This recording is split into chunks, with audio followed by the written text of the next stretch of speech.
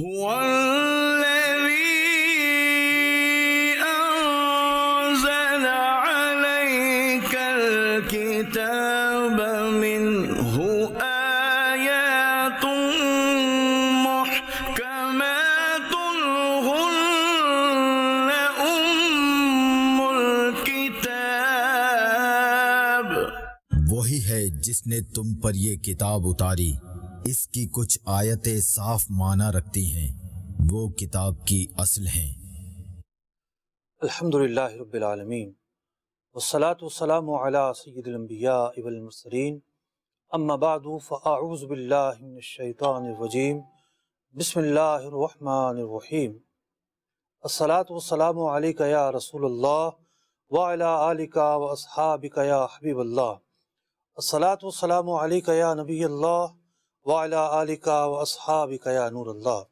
محترم ناظرین کرام، ہمارا پروگرام ہے احکام قرآن۔ قرآن مجید فقان حمید کی ان آیات پر گفتگو جاری ہے کہ جو آیات احکام سے متعلق ہیں۔ سورہ مائدہ زیر بحث ہے۔ 3 آیتیں آج ہم نے سلسلے میں شامل کی ہیں، آیت نمبر 51 اور آیت نمبر 55۔ یہ تو براہ راست موضوع سے متعلق ہے، لیکن جو آیت نمبر 54 ہے اس کو ضمنی طور پر بھی شامل کیا گیا ہے۔ تو جس آیت مبارکہ کو آج ہم نے شامل کیا ہے اپنے اس سلسلے کے اندر، اس آیت مبارکہ کے اندر ظاہر بات ہے جب اسلام ایک دین کے طور پر موجود ہے، اس دنیا میں ایک وجود رکھتا ہے، تو دیگر ادیان بھی موجود ہیں اور آج سے موجود نہیں ہیں۔ پیارے آقا علیہ الصلوۃ والسلام سے پہلے سے موجود ہیں، جیسے یہودی ہیں، نصارہ ہیں اور مختلف اقسام کے کفار ہیں، مشرکین ہیں۔ یہ نبی اکرم علیہ الصلوۃ والسلام کے دور میں بھی تھے۔ اب بات یہ ہے کہ ایک سوسائٹی کے اندر جب بندہ رہتا ہے تو وہاں غیر مسلموں کے تعلق سے مختلف اعتبار سے ایک سوال کھڑا ہوتا ہے کہ جناب ہم ان سے کس حد تک تعلقات رکھیں، کس حد تک نہ رکھیں۔ اور اس سوال کے بھی کئی زاویے ہیں۔ مثال کے طور پر اگر ہم اس تناظر میں دیکھیں کہ کفار مسلمانوں کے ملک میں رہتے ہیں، معاہدہ کر کے رہتے ہیں اور عہد و پیما کر کے رہتے ہیں، تو ظاہر بات ہے انہیں بہت سارے حقوق حاصل ہیں۔ دوسرے اعتبار سے اگر ہم دیکھیں کہ ایسے کفار ہیں جن کا ہمارے ملک سے کوئی لینا دینا نہیں ہے، جب ہم اس زاویے سے دیکھیں گے تو ظاہر بات ہے ان کا ہم سے کیا عہد و پیما اور کیا وہ، تو پھر ہم آج بھی اپنے ملک کے مفادات کے تناظر میں، دین اسلام کی تعلیمات کے تناظر میں دیکھیں گے کہ جناب ان کے ساتھ جو معاملات ہیں کس درجے کے رکھے جا سکتے ہیں اور کس درجے کے نہیں رکھے جا سکتے۔ جو بھی آج گفتگو ہونی ہے، کن کن نکات پر بات ہوگی، آئیے سب سے پہلے ان موضوعات کو سماعت کرتے ہیں۔ قرآن کی روشنی۔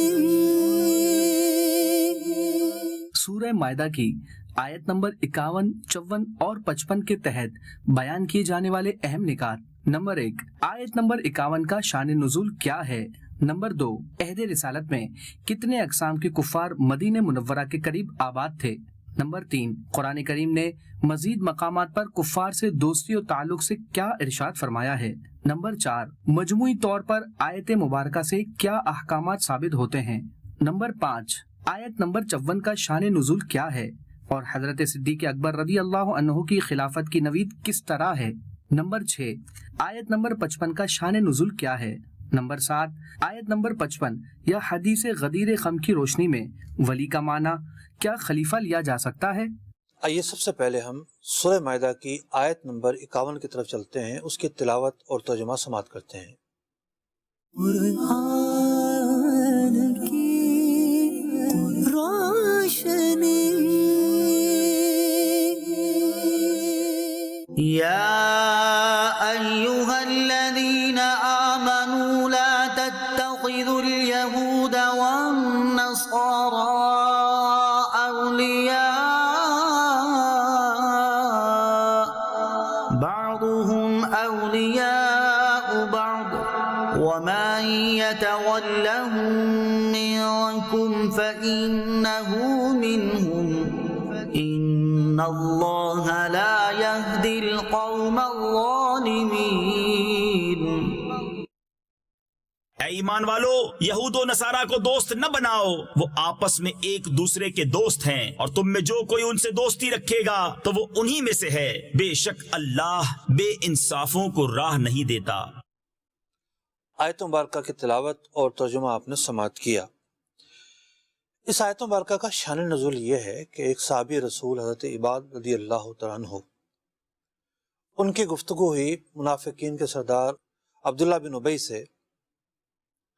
عبداللہ بن ابی سے جب ان کی گفتگو ہوئی تو یہ صحابی رسول فرمانے لگے کہ جو مدینہ منورہ میں یہود رہتے ہیں، مجھے ان سے کوئی ہمدردی نہیں ہے، میں ان سے دور رہنا چاہتا ہوں، میرے دل کے اندر ان کی کوئی محبت نہیں ہے، اور میں ان سے کوئی تعلقات نہیں رکھنا چاہتا۔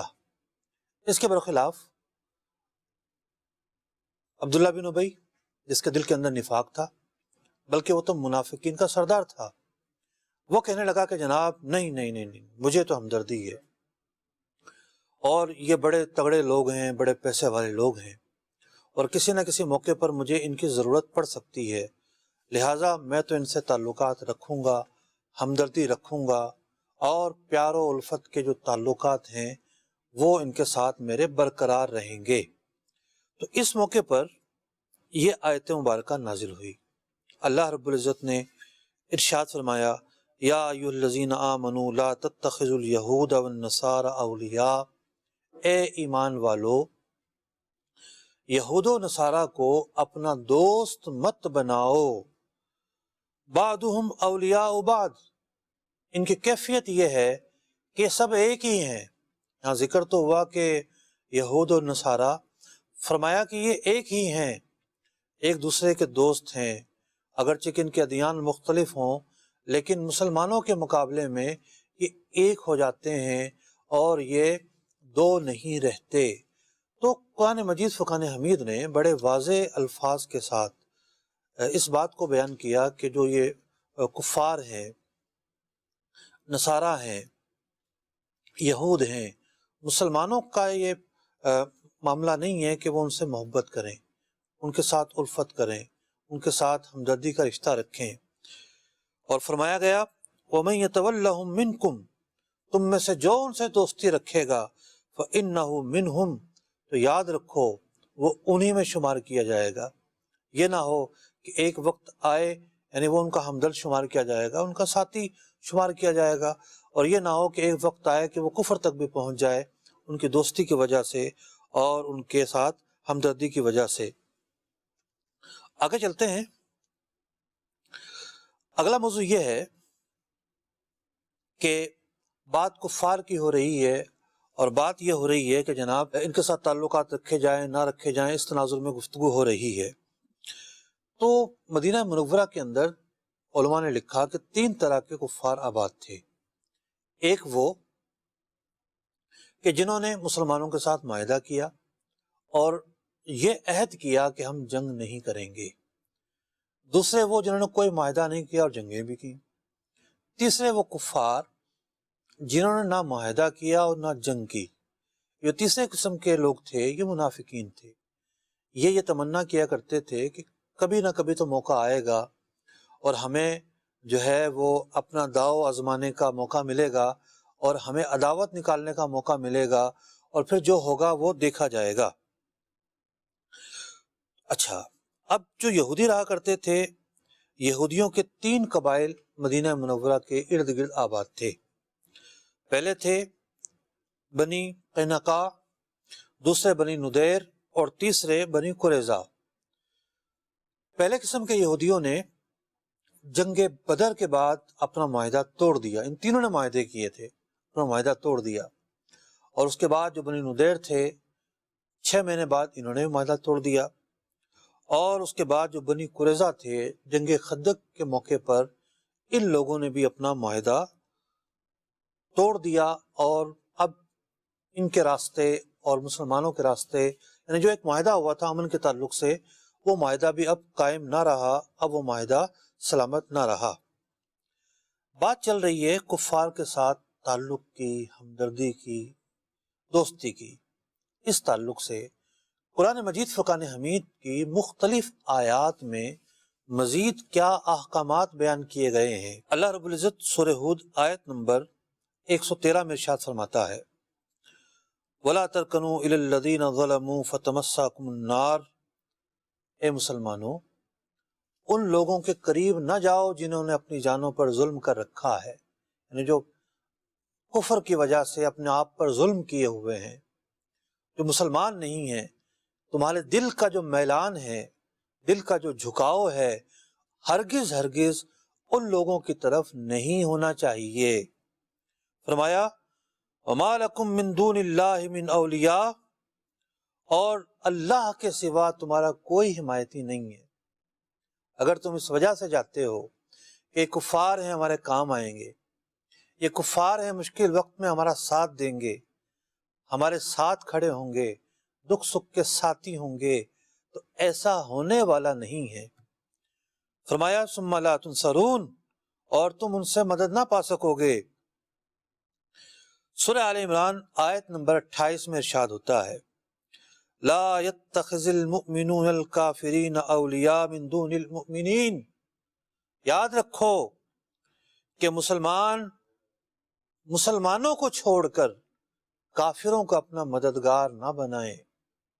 آج ہم ایک عالمی تناظر میں دیکھیں اور جو مسلمان ملک بستے ہیں اس تناظر میں دیکھیں تو آپ دیکھیں کہ مسلمانوں کے ساتھ کتنے تعلقات ہیں۔ کئی ایسے ہمیں مواقع نظر آتے ہیں کہ جہاں مسلمان سلطنتیں جو ہیں، مسلمان حکومتیں جو ہیں، وہ مسلمانوں پر غیر مسلموں کو ترجیح دے رہے ہوتے ہیں۔ قرآن پاک کی تعلیمات کیا ہیں، قرآن پاک کے احکام کیا ہیں؟ اللہ تعالیٰ فرماتا ہے لا يتخذ المؤمنون الکافرین اولیاء، مسلمانوں کو یہ زیبا نہیں دیتا اور ہرگز ہرگز انہیں نہیں چاہیے کہ وہ کافروں کا اپنا دوست بنائیں۔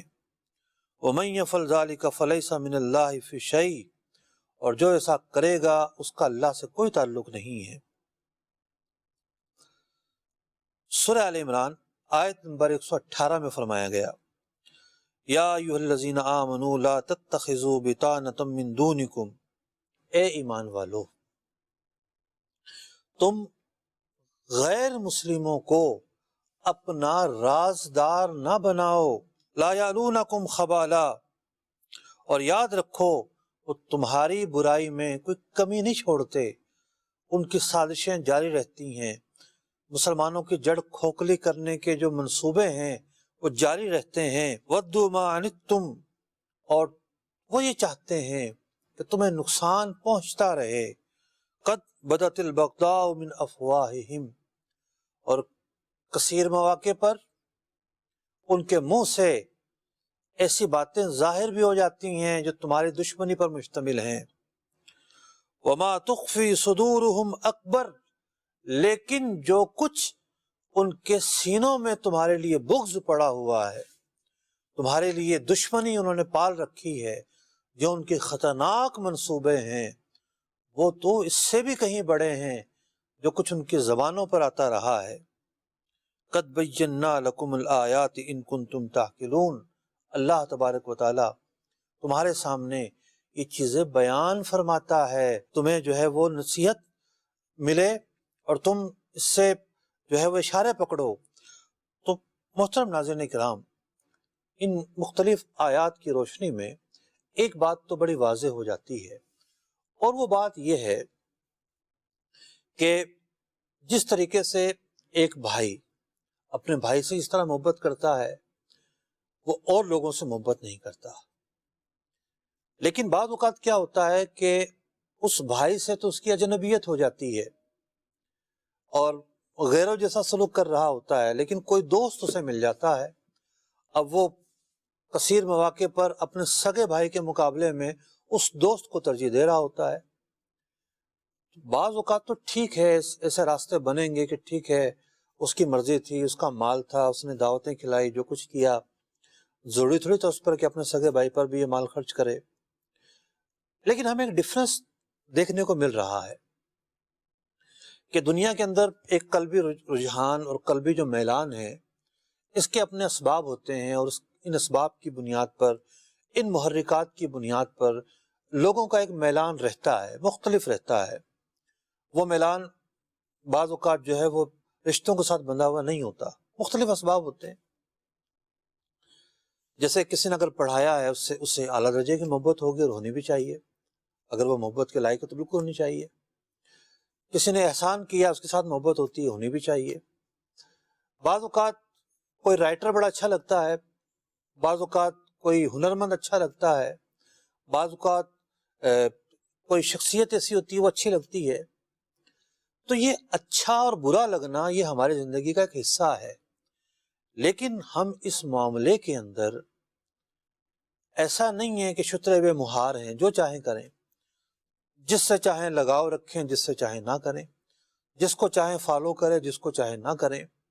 ایک واضح خط اور ایک واضح لکیر قرآن مجید فقان حمید نے کھینچ دی ہے کہ جو کفار ہیں تمہارے آئیڈیل نہیں ہونے چاہیے، جو غیر مسلمین ہیں تم ان کی پیروی نہیں کرو گے، تمہارے دلوں کے اندر ان کی ہمدردی نہیں ہونی چاہیے، ان کی محبت نہیں ہونی چاہیے، ان کے راستے جدا ہیں، تمہارے راستے جدا ہیں، وہ تمہارے لیے سازشیں بنتے ہیں، وہ تو اپنے دلوں کے اندر بغض پالے ہوئے ہیں، وہ تو اپنے دلوں کے اندر دشمنی پالے ہوئے ہیں، اور وہ جو لوگ ہیں بڑے عیار ہیں، بڑے مکار ہیں۔ تو انفرادی زندگی کا معاملہ ہو، ہم اپنی انفرادی زندگی کے اندر، مطلب آج کل تو ایک ثقافت اور کلچر کا جو ہے وہ ایک بہاؤ ہے، جناب یہ کلچر کہاں سے آیا جی؟ غوروں کا کلچر ہے، یہ کلچر کہاں سے آیا؟ غیر مسلموں کا کلچر ہے۔ تو اگر ہم اپنے گھر کو لیں، انفرادی زندگی کو لیں، تو کسی غیر مسلم کے کلچر کو ہمارے نزدیک بھی نہیں پھٹکنا چاہیے۔ انفرادی حیثیت سے ہم اس چیز کا اہتمام کریں کہ ہمارا دین کیا کہتا ہے، ہم اس کی تعلیمات کو فالو کریں، اس کے طور طریقوں کو فالو کریں۔ یہ دوسروں کے طور طریقے کہاں سے آ گئے؟ اب آپ میں ایک مثال دیتا ہوں۔ چند سال پہلے تک کسی کے کان سے بھی لفظ نہیں گزرا تھا کہ بلیک فرائیڈے۔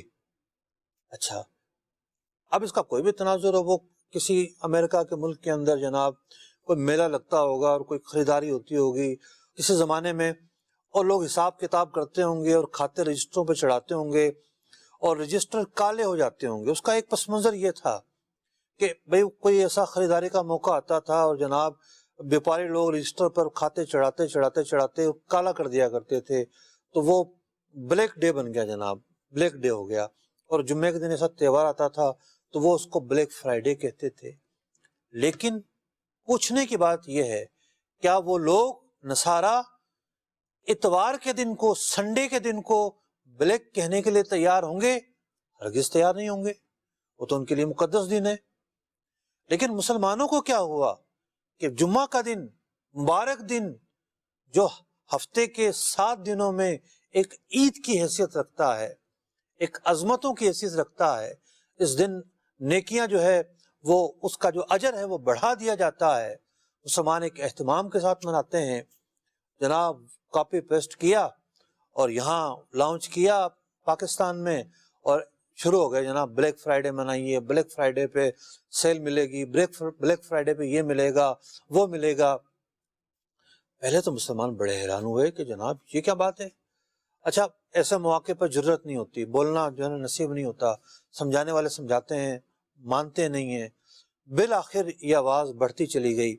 اس فقیر نے بھی جو ہے وہ ایک تحریر اس موقع پر لکھی تھی کہ مسلمانوں کو ہرگز جو ہے وہ یہ لفظ نہیں بولنا چاہیے، یہ ہماری تعلیمات سے میچ نہیں کرتا، ہماری ثقافت سے میچ نہیں کرتا۔ ہم مسلمانوں کا کیا واسطہ اس لفظ سے؟ یعنی ہم اپنے جمعے کو جو مبارک ہے، جو وائٹ ہے، جو منور ہے، جو اجلا ہے، جو ستھرا ہے، اسے ہم کیوں بلیک بولیں جناب؟ تو بہرحال یہ تحریک زور پکڑی اور باقاعدہ اسمبلیوں میں، سندھ اسمبلی میں بھی، غالباً قومی اسمبلی میں بھی قرارداد تک پیش کی گئی کہ ہم یہ دن نہیں منائیں گے۔ بالآخر اب ایک گزشتہ سال تو یہ میں نے دیکھا ہے کہ جو کمپنیاں اس کی تشہیر کرتی تھی بلیک فرائیڈے کے نام پہ، اور ٹی وی میں اشتہار چلا کرتے تھے اور اخبارات میں اشتہار آتے تھے، اب یہ معاملہ تھم گیا ہے، رک گیا ہے۔ ایک احساس پیدا ہوا، ایک شعور پیدا ہوا کہ جی ہمارا کیا تعلق ہے، اور ہم اپنے مقدس دن کو بلیک کہیں، کالا کہیں، نہیں ہم نہیں کہیں گے۔ یہی معاملہ ہے ہماری انفرادی زندگی کے اندر۔ ہم بہت ساری چیزوں کے اندر جو ہے ہم فالو کر رہے ہوتے ہیں جناب، غیروں کو فالو کرنا۔ اب تعلیم تک کے اندر کیا ہو رہا ہے، ابھی ایک تازہ رپورٹ آئی ہے، تازہ ترین رپورٹ آئی ہے، اور باقاعدہ ویڈیو بھی آ چکی ہے اس شخص کی کہ جو ڈی جی تھا اور جو ٹیکسٹ کا محکمہ ہے پنجاب کا خاص طور پر، اور کنٹرول کرتا ہے کتابوں کے نظام کو، اس نے 100 کتابوں پر پابندی لگائی ہے، 100 کتابوں پر۔ وہ اسکول جہاں مغربی دنیا کی جو ہے وہ تعلیمات کا شہرہ تھا، مغربی دنیا کی تعلیمات کا، کہ جناب یہ مغرب زدہ اسکول ہیں، یہاں جو ہے وہ ایک نشانی ہے، یہاں ایک تھاپ پڑی ہوئی ہے، ایک نشانی پڑی ہوئی ہے کہ جناب یہ جناب لبرل اسکول ہیں۔ کیا ان کی کتابوں میں نکلا ہے کہ ایک لڑکی دوسری لڑکی کے ساتھ کیا کرتی ہے، کس طرح کرتی ہے، کیسے کرتی ہے، یہاں تک کلچر پاکستان میں پڑھایا جانے والا کلچر نکلا ہے۔ صحابہ اکرام علیہ مردوان کے متعلق نازیبہ کلمات نکلے ہیں، پیارے آقا علیہ الصلوۃ والسلام کے متعلق نازیبہ کلمات نکلے ہیں۔ سوال یہ پیدا ہوتا ہے یہ نوبت کیوں پہنچی؟ ہم اس چیز کو نہیں سمجھ سکے کہ فرق مٹانے کی کوشش کی جا رہی ہے کہ مسلمان اپنی تہذیب کو بھول جائیں، اپنی تعلیمات کو بھول جائیں، قرآنی احکام کو بھول جائیں، احادیث منورہ کو بھول جائیں، پیارے آقا علیہ الصلوۃ والسلام کی اتباع کو بھول جائیں، صحابہ اکرام علیہ مردوان کی جو عظمت ہے، اہل بیت اطہار کی جو عظمت ہے اور ان کی جو پیروی ہے اور ان کو جو مشعل راہ بنانا ہے، اس کو بھول جائیں۔ نئے آئیڈیل تلاش کیے جائیں، نئے کریکٹر کھڑے کیے جائیں، اور ان کریکٹرز کی محبت ڈالی جائے، گھما پھرا کر انہی کریکٹرز کو اجاگر کیا جائے تاکہ مسلمان ان کے پیچھے چلیں، ان کے پیچھے لگیں۔ نہیں، قرآن ہم اس سے منع کر رہا ہے۔ کفار ہمارے آئیڈیل نہیں ہیں، کفار کی ہمیں پیروی نہیں کرنی ہے، ان کا راستہ الگ ہے، ان کا دین الگ ہے، ہمارا دین الگ ہے، ہماری اپنی تعلیمات ہیں، اپنی زندگی ہے، اپنی ثقافت ہے، اپنا نظام ہے، اپنا دستور ہے، وہ الگ، ہم الگ۔ اس آیت مبارکہ کی روشنی میں ایک بات تو واضح ہو جاتی ہے کہ انفرادی زندگی کے اندر ہم یہ کر سکتے ہیں کہ ٹھیک ہے، لین دین کی اجازت ہے، کاروبار کی اجازت ہے عام کفار کے ساتھ، لیکن ان کی محبت ہمارے دل میں نہیں آنی چاہیے، ان کے طور طریقے ہمارے گھروں میں داخل نہیں ہونے چاہیے۔ یہ تو تھا ایک انفرادی زندگی کا معاملہ، اور ایک اس تناظر میں کہ ہم اپنے رہن سہن کے تعلق سے دیکھیں تو ہمیں کیا کرنا چاہیے، اور اگر ہم اس کا ایک عالمی سطح پر جائزہ لیں تو پھر جو مسلمان حکمران ہیں ان کی ذمہ داریاں بھی اس موضوع کے حوالے سے بنتی ہیں کہ انہیں کس حد تک جو ہے وہ کفار کے ساتھ تعلقات قائم کرنے چاہیے اور کس حد تک نہیں کرنے چاہیے۔ یعنی یہ نہ ہو کہ مسلمان پر حملہ آور ہو رہا ہو اس بنا پر کہ کفار قوتیں چاہتی ہیں۔ کیسے روا ہو سکتا ہے کہ ایک مسلمان ملک پر حملہ آور ہو؟ کیسے روا ہو سکتا ہے کہ ایک مسلمان کفار کا جو ہے وہ دست و بازو بن جائے اور مسلمانوں کو چھوڑ دے؟ تو مسلمان کو مسلمان کی فکر کرنی چاہیے۔ مسلمان ایک ملت ہے، ایک جو ہے وہ قوت کا نام ہے، جبکہ کفار کتنے ہی منتشر ہوں وہ بھی اپنا فرق مٹا دیتے ہیں اور وہ ایک ملت بن جاتے ہیں، ایک قوت بن جاتے ہیں جب انہیں مسلمانوں کے سامنے کھڑا ہونا ہو۔ تو یہ آیت مبارکہ جہاں ہماری انفرادی زندگی کے متعلق، گھریلو زندگی کے متعلق ہماری رہنمائی کرتی ہے، وہیں پر ایک عالمی تناظر میں بھی ہماری رہنمائی کرتی ہے کہ کیا تعلقات کی حدود بندی ہونی چاہیے اور کس طرح کے برتاؤ ہونے چاہیے اور کیا کرنا چاہیے اور کیا نہیں کرنا چاہیے۔ اگلی جو آیت مبارکہ ہے وہ ہے 55 نمبر آیت مبارکہ۔ اس 55 نمبر آیت مبارکہ کے اندر اللہ تبارک و تعالیٰ نے اس بات کو بیان کیا کہ مسلمانوں کو چاہیے کہ وہ مسلمانوں سے دوستیاں رکھیں، مسلمانوں سے محبت رکھیں، مسلمانوں ہی کا ساتھ دیں۔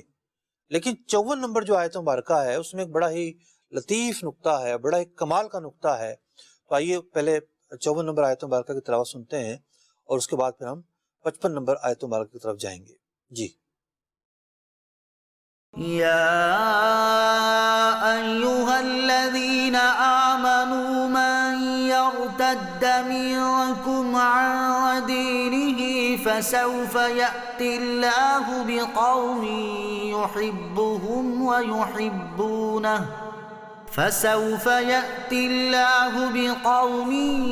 يحبهم ويحبونه أذلة على المؤمنين أعزة على الكافرين يجاهدون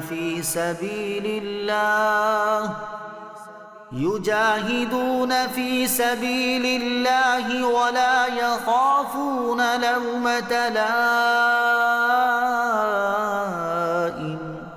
ذلك فضل الله يؤتيه من يشاء والله واسع عليم۔ اے ایمان والو، تم میں جو کوئی اپنے دین سے پھرے گا تو ان قریب اللہ ایسے لوگ لائے گا کہ وہ اللہ کے پیارے اور اللہ ان کا پیارا، مسلمانوں پر نرم اور کافروں پر سخت، اللہ کی راہ میں لڑیں گے اور کسی ملامت کرنے والے کی ملامت کا اندیشہ نہ کریں گے۔ یہ اللہ کا فضل ہے، جسے چاہے دے، اور اللہ وسعت والا، علم والا ہے۔ اس آیت مبارکہ کے اندر بڑا ہی حسین نقطہ یہ پوشیدہ ہے، بلکہ آیت سے بھی واضح ہے۔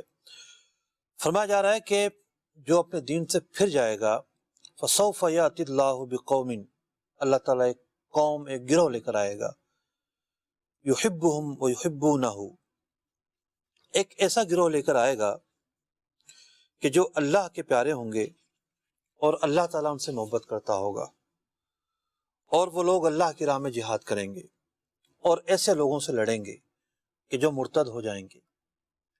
مفسرین نے لکھا کہ یہ جو آیت مبارکہ ہے سورہ مائدہ کی 54 نمبر آیت مبارکہ، یہ حضرت صدیق اکبر رضی اللہ تعالیٰ عنہ کی شان بیان کرتی ہے کہ آپ کی جب خلافت قائم ہوئی، یہاں کہا گیا کہ ایک گروہ آئے گا، پیارے آقا علیہ السلام کے بعد جب آپ خلیفہ بنے اور پھر بہت سارے گروہ مرتد ہوئے، ان کے خلاف آپ کھڑے ہوئے، ان کا کلا کما فرمایا، اور پھر جو آپ کی صفت بیان کی جا رہی ہے کہ اللہ تعالیٰ ان سے محبت کرتا ہے، یہ اللہ تعالیٰ سے محبت کرتے ہیں، تو اندازہ لگایا آپ نے کہ اس آیت مبارکہ سے حضرت صدیق اکبر رضی اللہ تعالیٰ عنہ کی شان بیان ہو رہی ہے۔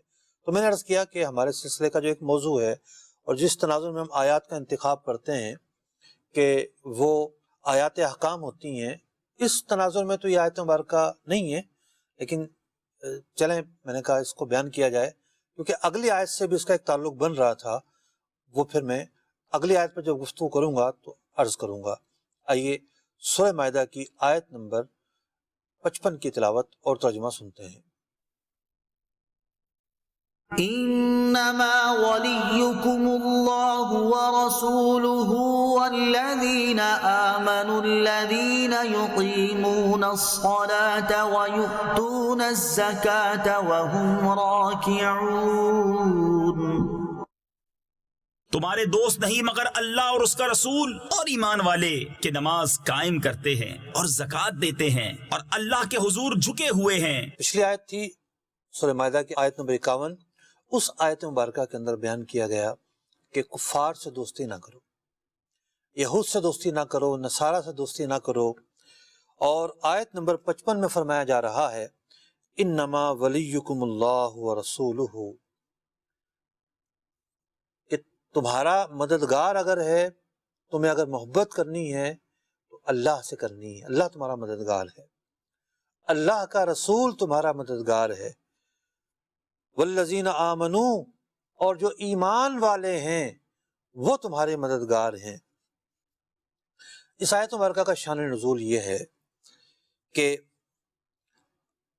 حضرت عبداللہ بن سلام رضی اللہ تعالیٰ عنہ، جو کہ یہودیوں کے بہت بڑے عالم ہوا کرتے تھے، وہ اسلام میں داخل ہو گئے۔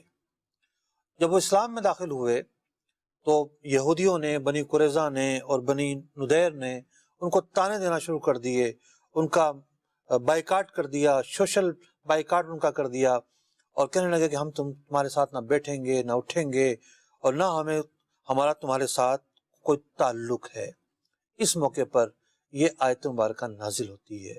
مسلمان ہیں نا محبت کرنے والے، تو مسلمان ان سے محبت رکھیں گے، مسلمان ان کو ویلکم کہیں گے، مسلمان ان کے ساتھ آ کھڑے ہوں گے۔ اب بات یہ ہے کہ ایک تعلق تو پچھلی آیت مبارکہ سے یہ بنا کہ وہاں کفار کی محبت سے روکا گیا تھا، اور یہاں اس بات کا حکم دیا گیا ہے کہ مسلمانوں کو مسلمانوں سے محبت کرنی چاہیے۔ لفظ ولی جو ہے یہ کثیر المعنی لفظ ہے، اس کے بہت سارے معنی ہیں۔ ولی کا ایک معنی ہے دوست، صدیق، ساتھی۔ ایک معنی ہے مددگار، مددگار یعنی مدد کرنے والا۔ اور ایک معنی ہے حاکم، کہ بھئی جیسا ہم سنتے ہیں نا آج کل بھی لفظ بولا جاتا ہے ولی عہد، کہ جناب عہد کا جو حاکم ہے وہ فلاں ہے۔ اچھا، میں عمان گیا تو وہاں جو ہے وہ جو ٹاؤن ہوتے ہیں، ٹاؤن ضلع جو ہوتے ہیں، اس کے لیے وہاں بورڈ لگے ہوئے ولایت فلاں، ولایت فلاں، کہ بھی فلاں ٹاؤن ہے، فلاں ٹاؤن ہے۔ تو لفظ ولایت وہاں پر آج بھی اس معنی میں بولا جاتا ہے۔ تو ایک معنی ہے ولی کا حاکم۔ اچھا، ایک اور معنی بھی ہے، ایک گھر کا بھی حاکم ہوتا ہے، ایک تو یعنی ریاست کا حاکم ہوتا ہے نا، ایک گھر کا بھی حاکم ہوتا ہے۔ جیسے باپ جو ہے وہ ولی ہوتا ہے، اس سے وہ جو ہے اپنا نابالغوں کا ولی ہے، وہ اپنی بچیوں کے نکاح کے لیے ولی ہے۔ بڑا بیٹا جو ہے وہ بعض مواقع پر ماں کا ولی بنتا ہے۔ جنازہ ہوتا ہے، ہم کہتے ہیں جی ولی کون ہے، اجازت ہے جناب، اس سے اجازت لے کر جنازہ پڑھاتے ہیں۔ تو ولی کا جو لفظ ہے مختلف معنی کے لیے بولا جاتا ہے۔ اب اس آیت مبارکہ میں سورہ مائدہ کی آیت نمبر 55 میں یہ کہا جا رہا ہے، یعنی ایک لفظ استعمال ہوا اور آگے 3 نسبتیں کی گئیں۔ انما ولیکم اللہ، کہ تمہارا دوست ہے کون؟ اللہ، اللہ تعالی، ورسولہ، اللہ کا رسول، والذین آمنوا۔ یہاں ولی اگر بمعنی حاکم ہوتا تو والذین آمنوا نہ بولا جاتا، کیونکہ ایمان والے تو پھر سارے داخل ہو گئے نا، جمع کا صیغہ ہے۔ اللہ تعالیٰ بلا شبہ حاکم ہے، رسول اکرم علیہ السلام بھی حاکم ہے۔ اگر ہم یہ کہیں کہ نہیں، جو ایمان والوں کا ذکر ہوا وہاں دوست مراد لے لیتے ہیں اور یہاں حاکم مراد لے لیتے ہیں، ایسا ہو نہیں سکتا۔ ایسا اس لیے نہیں ہو سکتا کہ جب کوئی لفظ مشترک المعنی ہو، ایک متفقہ اصول ہے، تو اس کا ایک معنی مراد لیا جائے گا ایک وقت میں، ایک موقع پر دوسرا نہیں لیا جا سکتا۔ تو یہ موقع ایک ہے، آیت کا معنی ایک کریں گے، دوسرا مراد نہیں لیا جا سکتا۔ کچھ لوگ کہتے ہیں کہ جی اس آیت سے یہ اخذ کیا جاتا ہے کہ حضرت علی المرتضیٰ کرم اللہ وجہہ الکریم کو اس آیت مبارکہ میں خلیفہ قرار دیا گیا ہے، حاکم قرار دیا گیا ہے۔ اس آیت مبارکہ میں تو کوئی نام نہیں حضرت علی رضی اللہ تعالیٰ عنہ کا، کوئی ذکر نہیں ہے، کوئی تذکرہ نہیں ہے، پھر کہاں سے یہ لفظ کا معنی پیدا ہو گیا؟ تو کہتے ہیں کہ یہ جو لکھا ہوا ہے کہ الذین آمنوا، اس سے مراد حضرت علی ہیں۔ الذین جمع کا صیغہ، آمنوا جمع کا صیغہ، اس سے مراد تو عام لوگ، اور پھر آیت کا معنی یہ بن رہا ہے دوست، مددگار۔ حاکم کا معنی تو بن ہی نہیں رہا۔ اور پھر اگلا جو حصہ ہے، اگلا حصہ یہ ہے یقیمون الصلاۃ ویؤتون الزکاۃ، اور یہ جو ایمان والے ہیں، یہ ایمان والے نماز پڑھتے ہیں، زکوٰۃ دیتے ہیں، وہم راکعون، اور رکوع کرنے والے ہیں۔ اب یہ جو ہم راکعون کا جو لفظ ہے یہ کثیر مواقع پر بولا جاتا ہے۔ قرآن پاک میں فرمایا وَارْكَعُوا مَعَ الرَّاكِعِينَ، رکوع کرنے والوں کے ساتھ رکوع کرو۔ تو وہاں کیا مراد یہ ہے کہ صرف رکوع کرو؟ نہیں، بلکہ وہاں رکوع بول کر نماز مراد لی گئی ہے، سجدہ بول کر نماز مراد لی جاتی ہے، رکوع بول کر نماز مراد لی جاتی ہے۔ تو یہاں ایک معنی تو یہ ہے کہ نماز مراد ہے، دوسرا معنی یہ ہے کہ رکوع کے اندر بندہ جھکتا ہے، خشوع مراد ہے، اخلاص مراد ہے۔ اور ایک معنی یہ ہے کہ ٹھیک ہے، بعض روایتوں میں یہ آیا ہے، اگرچہ کہ ان روایتوں کی جو صحت ہے وہ اس درجے کی نہیں ہے کہ ان کو صحیح کہا جا سکے، کہ حضرت سیدنا علی المرتضیٰ کرم اللہ وجہہ الکریم ایک موقع پر نماز پڑھ رہے تھے، حالت نماز میں تھے۔ نماز پڑھتے ہوئے ایک سوالی آ جاتا ہے، سوال کرتا ہے، کوئی نہیں دیتا، آپ مسجد نبوی میں ہیں، اور وہ باہر کھڑے ہو کے کہتا ہے کہ یہ کیسی مسجد ہے، رسول اکرم علیہ الصلوۃ والسلام کی مسجد ہے، میں نے سوال کیا اور کسی نے میرا سوال پورا نہیں کیا۔ آپ حالت نماز میں اور حالت رکوع میں ہیں، آپ حالت رکوع سے اپنا ہاتھ آگے بڑھاتے ہیں، ہاتھ میں انگوٹھی ہے، گویا کہ اشارہ یہ ہے کہ میری انگوٹھی لے جاؤ۔ تو وہ جو سائل تھا وہ آپ کی انگوٹھی جو ہے وہ نکال کر لے جاتا ہے، اس کا سوال جو ہے وہ پورا ہو جاتا ہے۔ تو ٹھیک ہے، ہم جو فضائل کے باب میں صحیح احادیث ہی کو ضروری نہیں سمجھتے، فضائل کے باب میں اس سے نیچے کی احادیث بھی ہمارے نزدیک معتبر ہوتی ہیں۔ اگر حضرت علی رضی اللہ تعالیٰ عنہ کا یہ واقعہ ہے تو سر آنکھوں پر آپ بلا شبہ فضیلت والے ہیں، آپ اعلیٰ درجے کا صدقہ کرنے والے ہیں، اور اگر ہم اشارہ بھی مان لیں کہ یہاں اس طرف اشارہ ہے تب بھی ٹھیک ہے، اس تفسیر سے کوئی اختلاف نہیں ہے۔ حضرت علی رضی اللہ عنہ کی طرف اشارہ مل رہا ہے کہ آپ جو ہیں وہ حالت نماز میں بھی صدقہ جو ہے وہ ادا کرتے ہیں، اور علماء نے اس پر تفریعات بھی جاری کی، احکامات کی، کہ بھئی یہ جو کیفیت تھی یہ عمل کثیر نہیں تھا، عمل قلیل تھا۔ یعنی ایک بندہ جب رکوع کے اندر ہے، اس نے اگرچہ کہ ہاتھ بڑھایا ہے، دیکھنے والا اگر اس کی طرف نظر کرے تو وہ یہ کہے گا کہ یہ نماز میں یہ بندہ، جب تک وہ یہ کہے کہ یہ نماز میں ہی ہے، عمل قلیل کہلاتا ہے، عمل کثیر نہیں کہلاتا۔ عمل کثیر یہ جو ہے وہ نہیں تھا۔ اور کوئی ایسا عمل کیا کسی نے، مثال کے طور پر ایک آدمی جو ہے وہ قیام میں کھڑا ہے اور منہ پہ یوں ہاتھ رکھ لے، اب کوئی اس کو اس کیفیت میں دیکھے گا تو یہی کہے گا کہ نماز میں نہیں ہے۔ تو وہ جو کیفیت تھی وہ عمل قلیل تھا، عمل کثیر نہیں تھا، اور عمل قلیل سے نماز نہیں ٹوٹتی، اگرچہ کہ بعض مواقع پر عمل قلیل کرنا بھی جائز نہیں ہوتا، لیکن خیر ابتداء اسلام کے جو واقعات ہیں وہ تدریجاً جو ہے وہ واقع ہوئے ہیں۔ تو حضرت سیدنا علی المرتضیٰ رضی اللہ تعالیٰ عنہ نے اس موقع پر صدقہ دیا، انگوٹھی خیرات فرمائی۔ آیت مبارکہ میں فرمایا گیا کہ مسلمان جو ہیں ان کی یہ صفت ہے کہ نماز ادا کرتے ہیں، زکوٰۃ دیتے ہیں، اور اس حال میں کہ وہ رکوع میں ہوں، ایک یہ بھی معنی کر سکتے ہیں۔ اور زکوٰۃ سے مراد یہاں پر ایک نفلی صدقہ بنے گا۔ لیکن یہ معنی کہاں سے بنا کہ وہ حاکم ہیں اور وہ پہلے حاکم ہیں، وہ پہلے خلیفہ ہیں، وہ بلا فصل خلیفہ ہیں؟ یہ معنی تو پھر بھی نہیں بنا یہاں پر۔ اور دوسری بات یہ کہ یہ آیت مبارکہ ہو یا حدیث غدیر خم کا واقعہ ہو، پیارے آقا علیہ السلام حجۃ الوداع سے جب واپسی کے موقع پر جا رہے تھے تو ہوا یہ تھا کہ حجۃ الوداع کے لیے آنے سے پہلے حضرت علی المرتضیٰ رضی اللہ تعالیٰ عنہ کو نبی اکرم علیہ السلام نے یمن کا حاکم بنا کر بھیجا تھا۔ وہاں سے کچھ لوگ آئے، انہوں نے آپ کی شکایت کی، کچھ باتیں پھیلیں، تو پیارے آقا علیہ السلام اس وقت تو حج کے لیے تشریف لے گئے۔ واپسی میں آپ نے مناسب خیال فرمایا کہ حضرت علی المرتضیٰ کرم اللہ وجہہ الکریم کے متعلق لوگوں کے دلوں میں جو باتیں آئی ہیں اسے صاف کر دیا جائے۔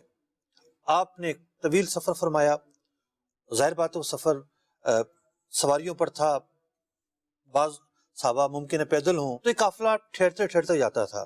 اور ویسے بھی پرانے زمانے میں یہ معمول تھا کہ ایک وقت تک سواریاں چلا کرتی تھیں، پھر پڑاؤ ہوتا تھا، رات گزرتی تھی، اگلے دن پھر سفر شروع ہوتا تھا۔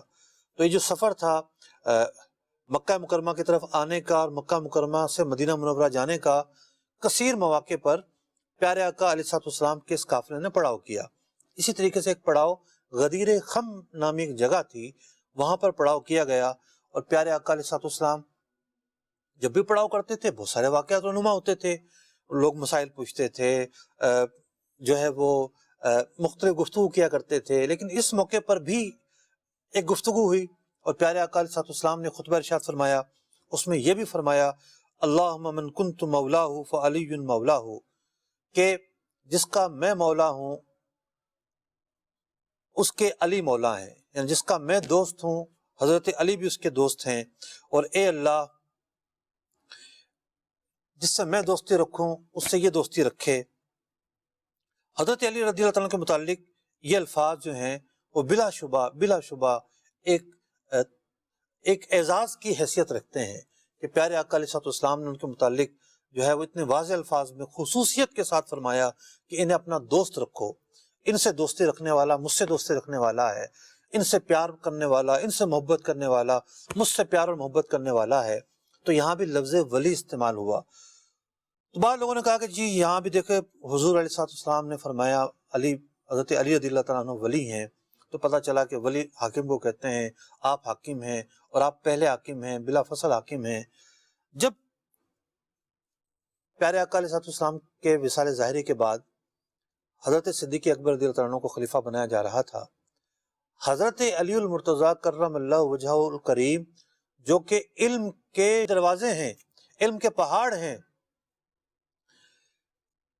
قرآن کا اعلیٰ درجے کا علم جاننے والے ہیں، احادیث رسول کو اعلیٰ طریقے سے جاننے والے ہیں، انہوں نے تو یہ نہیں فرمایا کہ حضور نے تو فرما رکھا میں خلیفہ بنوں گا، قرآن پاک کی اس آیت کا مطلب یہ ہے کہ میں خلیفہ پہلا بنوں گا۔ انہوں نے تو ایسے کوئی مطالب بیان نہیں کیے، اور نہ آپ کی ذات سے ایسی کوئی تشریحات ثابت ہیں۔ پتہ ہی چلا کہ یہاں اس آیت مبارکہ میں ولی کا معنی دوست ہے، مددگار ہے، اور اسی طریقے سے وہاں جو حدیث غدیر خم میں فرمایا گیا وہاں بھی مراد ہے کہ آپ کی صفات بیان کی ہیں پیارے آقا علیہ الصلوۃ والسلام نے، اور یہ پیارے آقا علیہ الصلوۃ والسلام کے اندر ایک وصف تھا کہ آپ اپنے چھوٹوں کی اوصاف بیان کرتے تھے۔ کسی موقع پر حضرت عمر فاروق کے اوصاف بیان کرتے، کسی موقع پر حضرت صدیق اکبر کے فضائل بیان کرتے، کسی موقع پر حضرت عثمان غنی کے فضائل بیان کرتے، کسی موقع پر حسنین کریمین کے فضائل بیان کرتے۔ کہ آپ نے یہ نہیں فرمایا حسنین کریمین کے متعلق کہ یہ جنت میں نوجوانوں کے سردار ہیں، یہ میرے پھول ہیں، ان کے متعلق بھی تو آپ نے فضائل بیان فرمائے ہیں۔ تو یہ آپ کے فضائل بیان کرنے کا ایک انداز ہوا کرتا تھا، اور اس میں کہیں یہ معنی نہیں ہے کہ جناب اس سے مراد حاکم بنانا ہے اور پہلا حاکم بنانا ہے اور بلا فصل حاکم بنانا ہے۔ تو یہ جو معنی بیان کیا جاتا ہے یہ ایک ذہنی اختراع ہو سکتی ہے، اس کا کوئی تعلق قرآن و حدیث سے نہیں ہے۔ تو ہم اپنے اختتام کرتے ہوئے مرکزی موضوع پر آتے ہیں کہ خلاصہ یہ نکلا کہ اللہ تعالیٰ نے کفار سے دوستی کا، الفت کا، محبت کا منع فرمایا، اور مسلمانوں کو یہ حکم دیا کہ وہ آپس میں ایک دوسرے سے محبت کریں، ایک دوسرے سے پیار کریں۔ اللہ تبارک و تعالیٰ ہمیں قرآن مجید فرقان حمید کے احکام پر عمل کرنے کی توفیق عطا فرمائے، آمین بجاہ النبی الامین صلی اللہ تعالی علیہ وسلم۔ فہم قرآن کا مجھ کو میرے مولا عطا کر دے، پڑھوں سمجھوں عمل کا بھی مجھے یا رب تو جذبہ دے۔